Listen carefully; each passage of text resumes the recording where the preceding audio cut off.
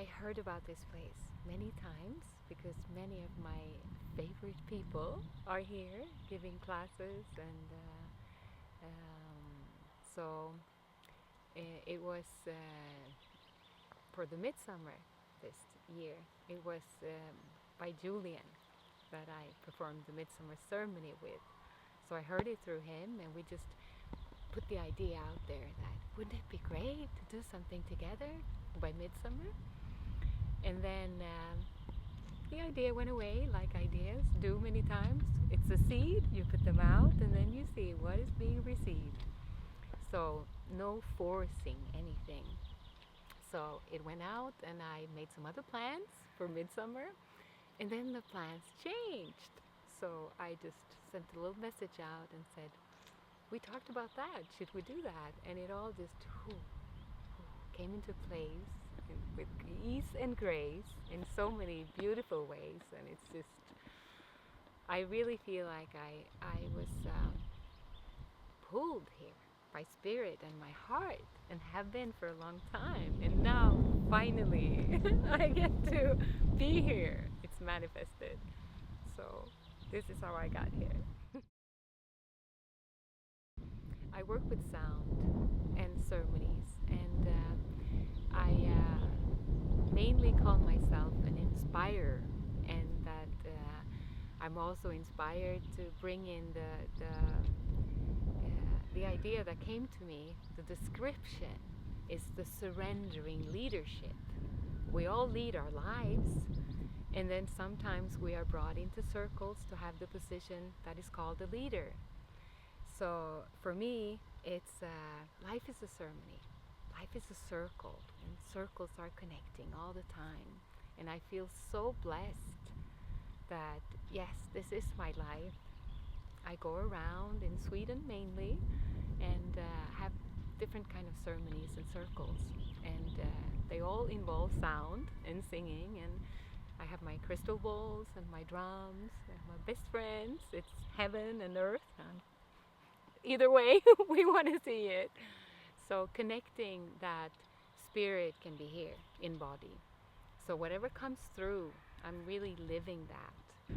So the midsummer tradition is that it's a fertility ceremony, because it's always close to the solstice, and that's when it shifts. So the solstice is that now we will move into darkness. So we will seed what is coming into the ground that will rest and then come into bloom when the shift happens again at the midwinter, the midwinter solstice. I don't know really the English description of that whole thing, but it's another spice. So the midwinter, and then it moves to the light, so everything can bloom and blossom. So this is like the heightening of the light before it shifts to the darkness. And light and darkness, the dualities, the masculine, the feminine, and everything brought together, is this symbol of the pole, which is the phallus, and then the circle around it, which is the feminine parts, the vagina represented. So it's like a fertility symbol that is brought up, that speaks about creation. So even though it can carry sexual and erotic and sensual energies, and that can be felt, it's more about life and the creating of life. So in Sweden, in many places, they have one pole, and then like a cross, and then two circles, which is a bit confusing because that's where we lost tradition and the knowing. So here, this beautiful, you will probably see how it looks. It's this one pole, and then the circle hanging in strings so it can move in the wind. So there is one circle around it. And I think it's so beautiful. It's reminding us that we are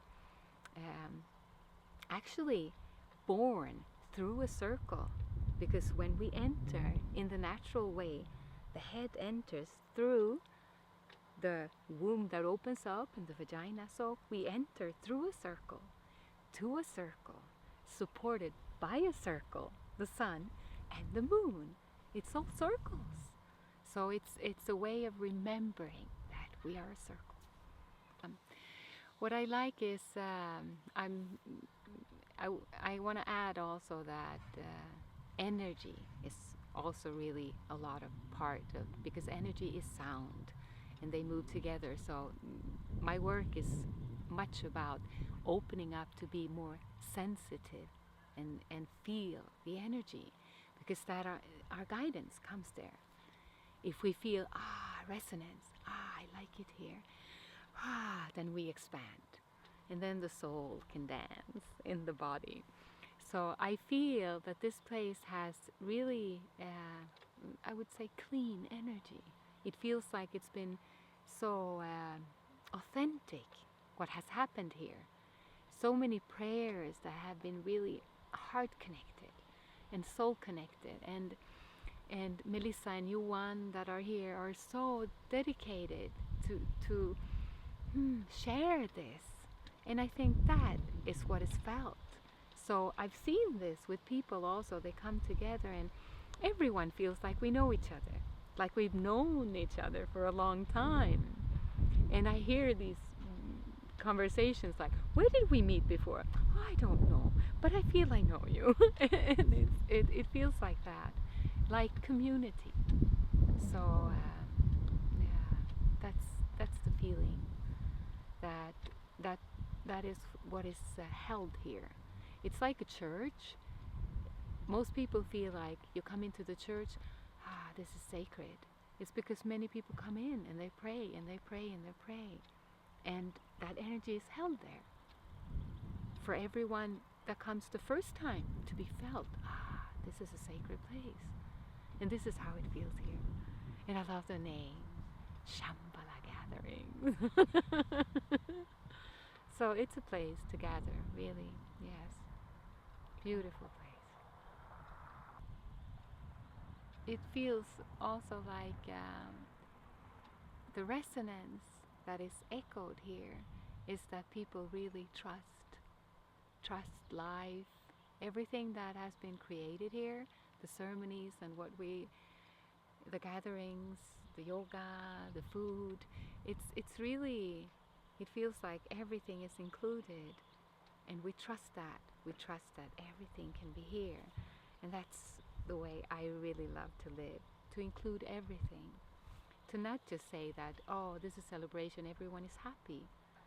But people can also be vulnerable and sensitive, and tears can come, and we feel our emotions, and that's held here. It's allowed. And then we can really live when everything is allowed.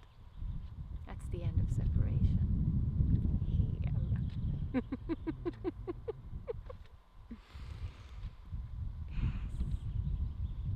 Thank you.